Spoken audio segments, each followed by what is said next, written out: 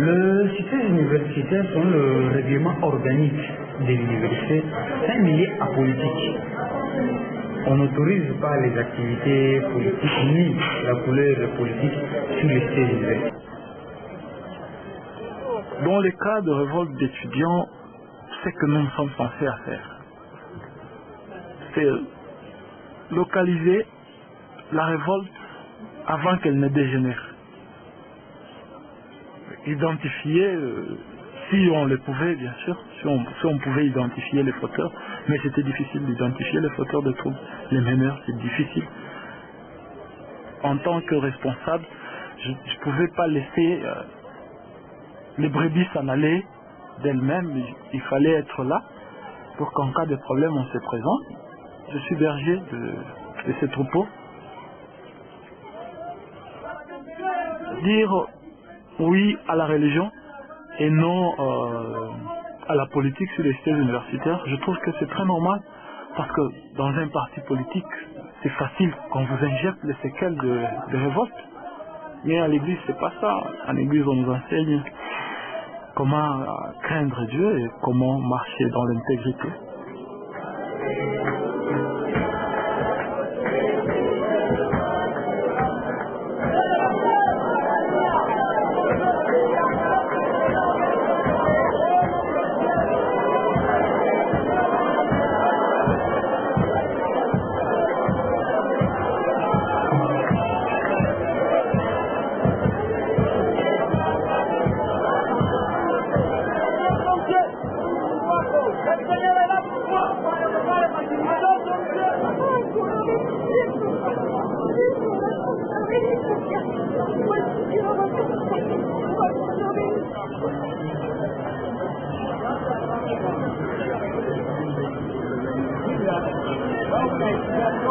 Nous sommes étudiants en communication de l'université de Lubumbashi et parmi nous, il y en a qui s'occupent principalement du magazine qui s'appelle le Kasapar Par, produit pour la première fois cette année à l'université de Lubumbashi.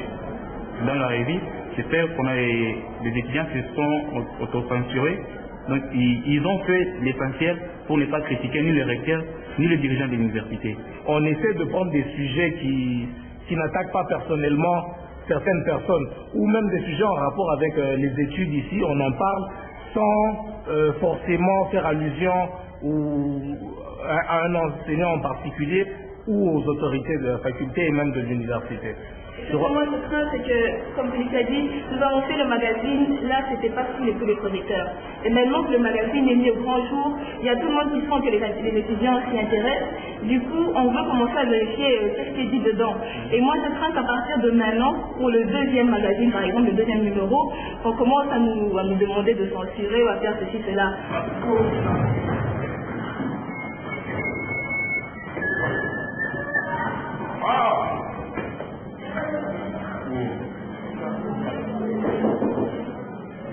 Comment tu vas? Je vais bien, mais chez toi et Timothée, arrange un peu la porte. Tu vois pas que c'est bizarre, hein?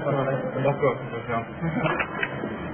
C'est comme c'est toi, là. Donc moi je l'appelle un papardinal, donc c'est un artiste peintre et Sarkozy. C'est en train d'expliquer tout le monde, je vois ta chambre là, il est bien embelli, bien décoré. C'est mon domaine, hein. Je suis un artiste peintre, puis tu vois, à chaque fois je passe mon temps à m'exercer avec des histoires, les dessins, tout et tout, alors. Et ça c'est quoi? C'est juste une décoration de la chambre. Hein. Oui, ça c'est Obama.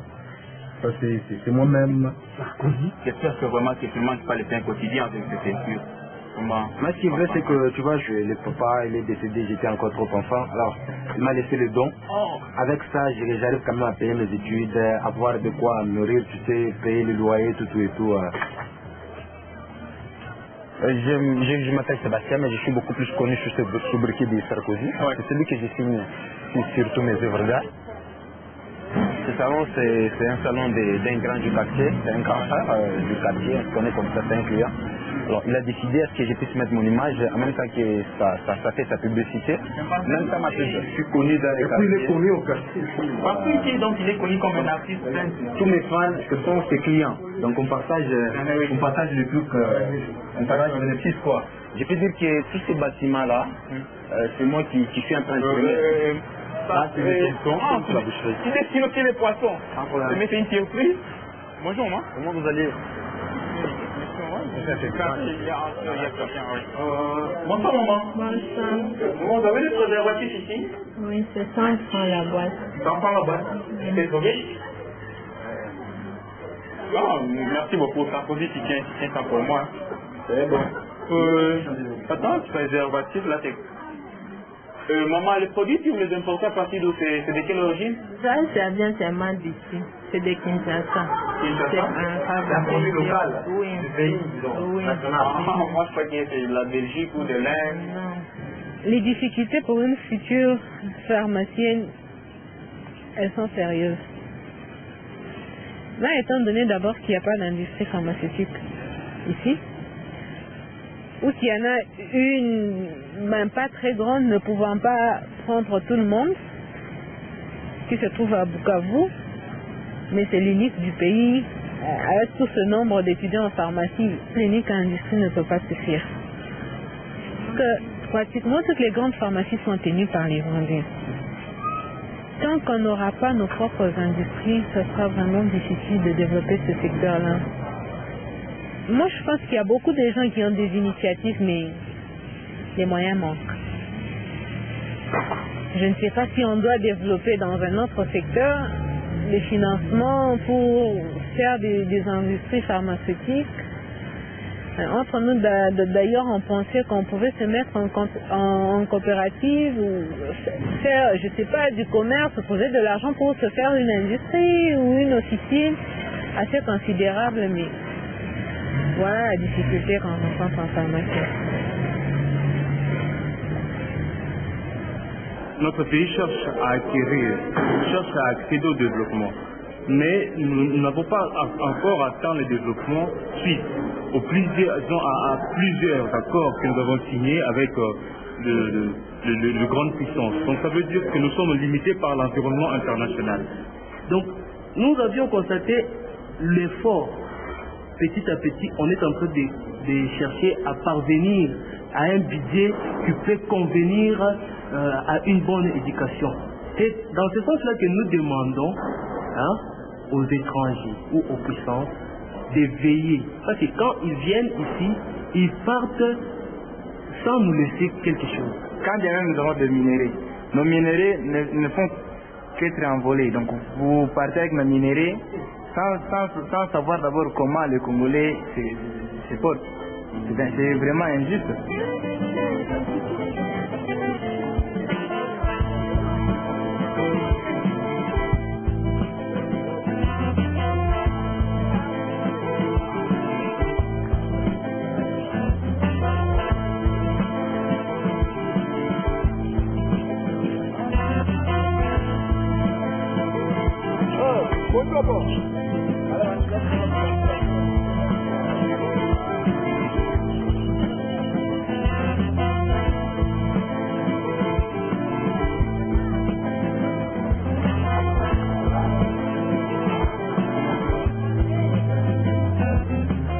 Quand on parle aux étudiants des frais connexes, c'est généralement la personne qui vient pour dire qu'il faudra payer les frais connexes.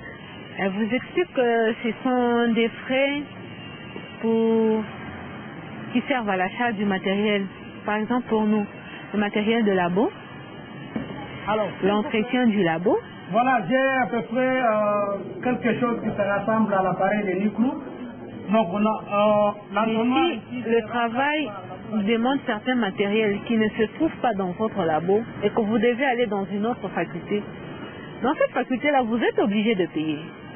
Sinon, tu ne fais pas le travail et tu n'apprends rien. Prenez la balance.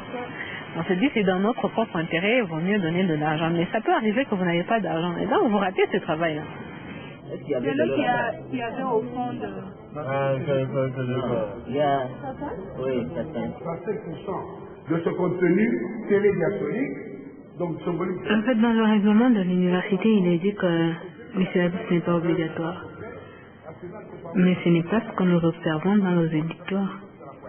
Quand un professeur vient donner cours, sachant qu'il a déjà établi un syllabus, donc ce cours-là sera donné de la manière la plus bizarre du monde pour vous obliger à acheter ce syllabus. Et l'étudiant n'a pas le moyen de se le payer. Alors il fait quoi dans ce cas-là? Si vous devez photocopier ce syllabus, les profs demandent 15 $ de droits d'auteur. Vaut mieux carrément acheter le syllabus.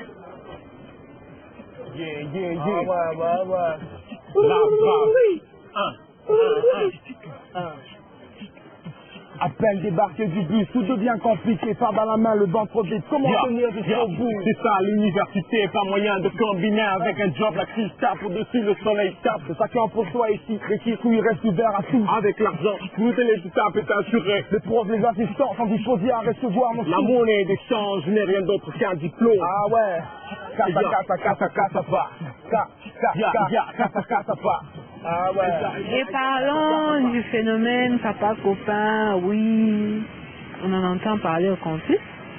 Ce sont des hommes âgés qui ont de l'argent, qui cherchent une étudiante qui lui dit non, je vais être ton copain, tu vas être ma copine. Mais en même temps, ils couchent ensemble et ce papa-là prend soit les études de cette fille en charge, ou soit c'est son loyer à l'université. En tout cas, il débourse de l'argent pour cette fille. Dans nos milieux universitaires, dans nos milieux étudiantins, quand on voit une étudiante, on voit plus l'aspect d'une personne passive, d'une personne qui attend tout de l'autre, et facilement manipulable. Donc, on va vers l'étudiante pour lui demander de donner par exemple son corps, afin qu'il puisse passer des promotions. Donc, pour qu'il réussisse, il faut que l'étudiante puisse par exemple sortir avec un étudiant qui est plus fort par exemple dans la promotion, ou bien qu'il puisse sortir avec un professeur, un assistant. Et déjà donc la plupart du temps, quand on voit une étudiante à l'université Kinshasa, même dans les autres universités, il y a même un phénomène qu'on appelle le phénomène des points sexuellement transmissibles. Parce que nous voyons depuis aujourd'hui, ils viennent au cours ou au campus avec des collants, des mini-jupes, des autres nus, et se mettent devant les professeurs nus avec des mini-jupes pour exposer son corps devant les professeurs. Et quand il y a des cas, vous poussez les professeurs à ce point. Il trouve que dans un auditoire, il y a une fille qui lui plaît à chaque fois. Il peut chercher par quel moyen atteindre la fille. Soit donner l'échec à la fille, afin que la fille parvienne à se retrouver dans son bureau pour plaider à sa réussite plutôt, et par là, ça elle viendra. Là, le professeur profite de l'occasion, soit de pourchasser dans la pente.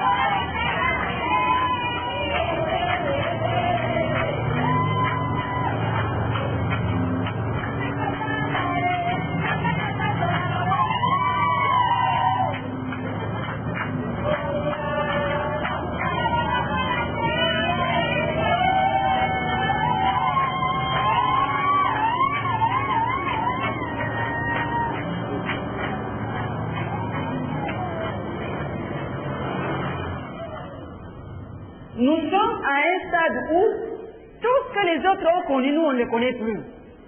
Nous, qui sommes à l'université, on pense toujours des bourses qui ont existé. Est-ce que ça existe encore aujourd'hui? Vous allez dans un restaurant, vous montrez votre macaron, ou bien votre jeton, et puis vous mangez. Parce que vous êtes étudiant. Ça existe encore?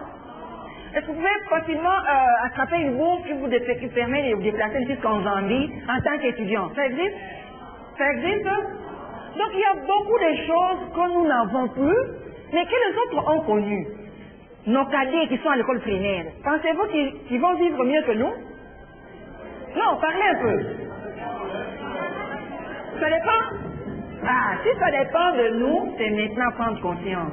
Si nous pensons qu'ils pourront vivre mieux que nous, c'est nous à préparer leur avenir, n'est-ce pas ça? Maintenant, pour que nous puissions préparer cet avenir, il faudrait que nous-mêmes, nous puissions nous impliquer. Qu'on ne laisse pas seulement la tâche aux garçons, mais que la fille aussi s'implique. Donc aujourd'hui, oui, prenons conscience de ça et allons de l'avant. Je vous remercie.